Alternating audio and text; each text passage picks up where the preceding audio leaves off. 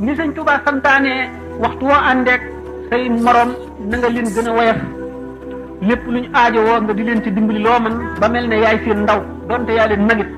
ndax yonent bi sallallahu alayhi wa sallam nee na sayyidul qawmi xaadimuhum ki nga xam ne mooy liggéeyal nit ñi mooy seen sang maanaam mbooloo mu ànd te nga xam ne mooy doxi yonent yi di def yi aajowoo yëpp mooy sangub ñooña yonent bi sallallahu alayhi wa sallam dafa mas a ànd ak kuréel ci saaba yi ñu dem ci àll ba mu yàgg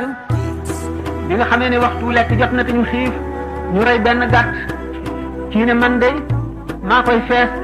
kii ne maa koy rendi kii ne man de maay féetewoo